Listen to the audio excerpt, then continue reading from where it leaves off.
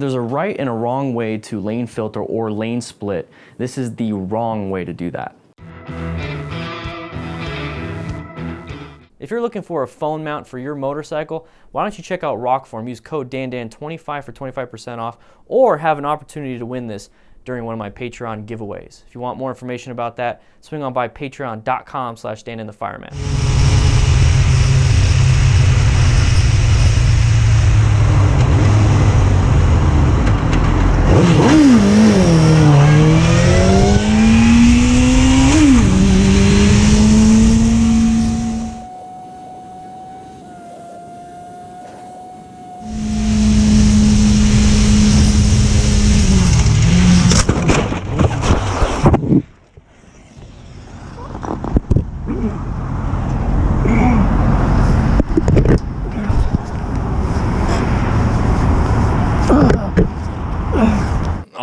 So that was a longer version. Originally, the accident was just going to be towards the end, but when I looked at the original video, which I will have in the description, is that prior to this, he had a close call. So we're starting to figure out, you know, the intentions and some context of this rider. Okay, so this is the wrong way to lane filter. We're going at a high rate of speed for lane filtering, and I know in California there's no right or wrong. It's not a law or it's not legal. It's in this gray area, but there are guidelines. Now in Utah, there are definitely some guidelines and a law associated with that. So make sure you check your local laws when it comes to that.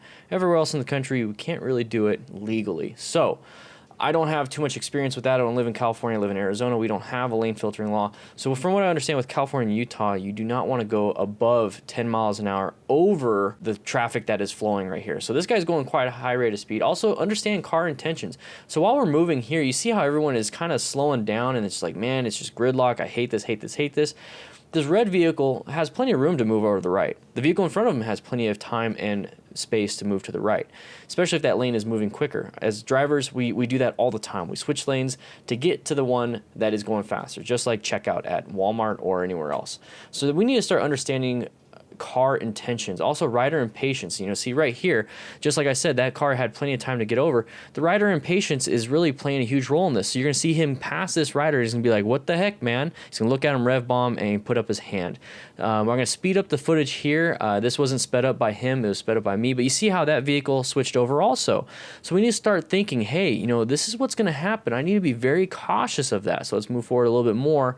And that is gonna be the rider impatience really blinding his judgment on this. So this car driver quite possibly had to go over as much as he possibly can to the far right because of an exit. Who knows? I don't know, but we need to start figuring out what their intentions will be. This vehicle had its blinker on. The further and further and further I go, so about right there is when the indication started to go. This should be, boom, in your head that this guy is going to do that, okay? That is his intention. Who knows if he's going to do it right when I'm there, or he's going to do it after I'm gone, or he's going to do it right now. I don't know, but man, is he letting me know that something is going to happen. So we need to start figuring that out. Lane filtering speed is going to play a role in this, like I said, and if you're going too fast, okay, there's a reason why it's a recommendation not to go over 10 miles an hour from the traffic that is flowing, is because you need to be able to see the hazards. Every time we pass a car, we just completed that hazard. We get to the next car, we're coming up to the next car, all these different things, new hazard, new hazard, new hazard, new hazard. So we need to be cautious, cautious, cautious, cautious. At no point should we feel like, you know, we just passed all these vehicles, nothing's going to happen to me. That is going to be very bad for you. So if we're going to be learning from his mistakes, you know, what went wrong, we should not be going this speed. We need to be paying attention to what cars are going to want to do. And then his impatience, okay? So let's kind of calm down a little bit with that. So what went right in this situation? Well, he's actually lane filtering in a position that is decent. You can see how far ahead of you are. I'm trying to find things that are good for this, but you know, at the end of the day, I think this is a pretty bad video, and this incident could have been prevented, but I'm really trying to find some good things out of this. That way we can take away from that. So the good thing with this, like I said, he's in a good position for lane filtering. Just understand right here, this is how much room you really need for an evasive maneuver. Let's say you're riding and everyone just completely stopped and there's no way you're going to brake in time, and all you have is this tiny gap. Take this gap. See how much room you have? That's what I'm trying to take out from this situation. That's good.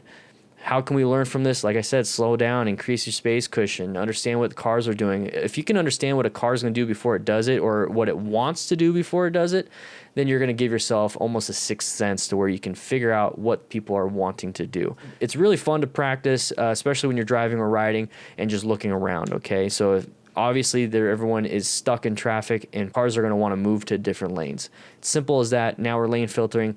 We're in their direct path of travel. Let's figure out how to prevent ourselves from actually getting clipped. And that's what happens here. He's going to clip this vehicle, fall down, and then further on in the video, he's going to blame the driver. He's going to tell him, what the hell are you doing, all that other stuff. Like I said, if you want to watch the full video, make sure you click that link in the description. But guys, if you like this kind of stuff, make sure you hit that join button. It really helps with the channel. Another thing that really helps the channel is just sharing these videos. Please, please, please share these videos. It's going to help out so much, and that way you can get other riders to ride safe.